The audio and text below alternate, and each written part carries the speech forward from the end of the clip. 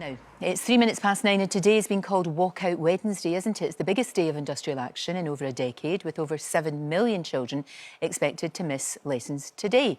Now, as 85% of English and Welsh state schools are expected to close their doors, we're not quite sure yet. The Daily Mail, you wouldn't be surprised to know, is calling it a cynical walkout that betrays our children, while The Guardian warns that talks are going backwards. I'm joined now by primary school teacher Lee Parkinson. Now, he's also known to millions as Mr P on TikTok. He's one of those striking today, and we've got Mumsnet founder Justine Roberts, who says that parents, well, it's safe to say parents are very divided on how they feel this morning. If I can start with you, Mr P. Lee, lots of confusion, lots and lots of confusion over this, but tell us, why have you decided enough is enough, and you personally, why you're going on strike? Yeah, it's unfortunately it's a sad day that teachers have got to this where they're deciding to strike, and it's not an easy decision for any teacher. And I'm sure plenty of people have seen that pay is an issue for a lot of teachers, and we're in a situation now where 1 in 10 teachers work a second job. You've got teaching assistants who play such a vital role leaving because they make more money stacking shelves. But when I was asking a lot of my followers on Instagram what's the main reason why they're choosing to strike, so many of them chose workload and just general funding in education over pay. And that's why I think we've got one of the worst retention rates in teaching, because until you're actually working in education, I don't think you truly appreciate the stress and the pressure that teachers are under. And you're looking at a third of teachers now leaving the profession within the first 3 years. Just over half of teachers are seriously considering leaving teaching. The government missed their recruitment target by 25%. You know, when it comes to the government, you'll get whichever Ed Secretary we've got that week, and it's worrying we've had more education secretaries over the past year than I've got glue sticks in my class. But they come out with, you know, teachers are great, they're superheroes, it's a vocation. And that's just gaslighting teachers to expect them to do more with less. So you've got that issue of the underfunding, the workload, the pressure and scrutiny teachers are under because of the likes of Ofsted, where teachers are now working on average between 50 to 60 hours a week. And teachers don't mind working hard. You know, we're hardworking people. If we know the work we're doing is going to have a direct impact on the children in class. But so much of what's expected is more about proving that we're doing the job, because there's such a lack of trust in teachers as a profession. And alongside that, you know, behaviour issues in certain schools, abuse teachers get from some parents. It's just made teachers feel like they are just complete and utter failures, like nothing they do is ever good enough, and the impact that can have on your mental health. So the Education Support Partnership, a mental health charity created to support teachers, are reporting that they're now getting 7 calls a day on average from teachers who are suicidal. So they're at breaking and primary point. school teachers' suicide rate's nearly double. And that... God, that's horrendous, absolutely horrendous. I mean, Justine, we know during the pandemic that we all suddenly found this even greater respect for teachers when we had to actually homeschool. A lot of people were homeschooling. And that all seems to have fizzled out in the same way that we were clapping nurses, and that all seems to have fizzled out too.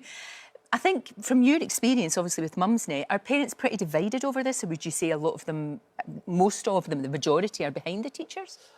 Well, actually, it splits about 2/3 to 1/3. Does it? 2/3 supportive of the strikes. Not because, I mean, parents are disrupted by this. There's no question. Of course, there'll be people not being able to go to their work today. Loads of it. So around over half of our users say they will have to work from home or take paid or unpaid leave. So it's disruptive, and they think their kids' education will be disruptive.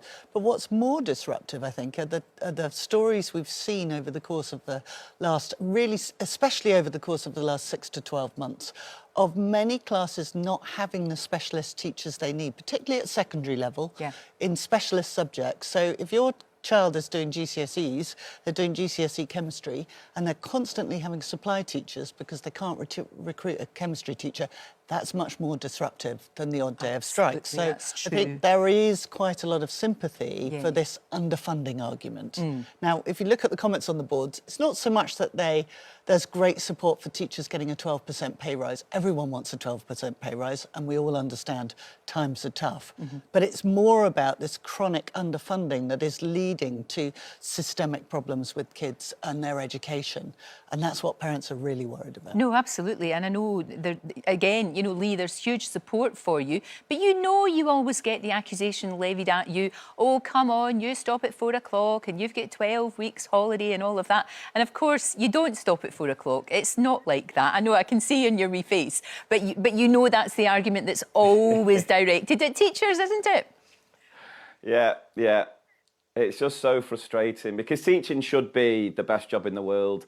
It's so rewarding, the impact that you can have on young people, but due to the underfunding and things like Ofsted, it's almost like to do that job you have to sacrifice your own well-being, your own mental health, your own relationship with your family and friends. And the thing is, with any issue we're facing as a society, it's schools that pick up the pieces. So with the cost of living crisis, teachers are seeing how that's impacting our children. So I had a story from a teacher who noticed one of her children getting her lunch and putting half of it in a pocket to keep for later. And some teachers having to stop off at a shop in the morning on their way to school to buy breakfast for some of their pupils because they know some of the children wouldn't have had a meal since the previous lunchtime. So we see the impact, and we know, as a parent myself, I know I want my children to be in school, but at the same time, I want my children to go and be in a class where they've got a TA in every classroom rather than one in the whole school. I want them to have a teacher for a whole year and build those relationships rather than 10 in a year because of the constant turnover of staff. I want children to go to secondary schools and be taught maths by a maths teacher, not a qualified PE teacher. You know, we want these. So yeah, short term it is disruptive, and I completely understand how difficult that can be for some parents. But I hope and appreciate the support we're getting to see how we need to fix this problem long term, to just give our children, who deserve it, given everything that they've been through, you know, the sort of resilience they've shown, they deserve to have the best possible education. And so I hope people can get behind teachers, trust that we know what's best, and that we're campaigning to get the best possible education for our children. Lee, thank you. As you say, it has been a bit of a merry-go-round of education secretaries, hasn't it? I would love to think that whoever is in the job right now at the moment would listen to you. You're making perfect sense. That was fantastic. Thank you so much. Let me just tell you, we've been running our own poll this morning asking if you support the teachers striking. 49% say yes completely. 23% of you are saying yep, but it's frustrating. 28% only said no, it is a bit of a nightmare. That very much reflects what the Mumsnet, you know, your members are saying to you. It does, but I would also say there is a certain amount of frustration that a lot of parents haven't found out whether their school's going to be closed. Well, they won't find out till this morning. Yes. And that seems like a basic thing for schools to fix. Absolutely. My own school, we found out a few days ago, so I could make arrangements. But why can't schools know beforehand and give parents some notice? Because if you're trying to arrange childcare or take time off work, you know, you need a bit of notice. That makes no sense at all. No. Thank you for being here. I mean, the government right now, they're not negotiating with nurses, paramedics, railway workers. Hopefully they will start to do that, and actually, tomorrow, we've just been talking about this, Education Secretary Gillian Keegan, she joins me tomorrow, so we'll put all of these points to her.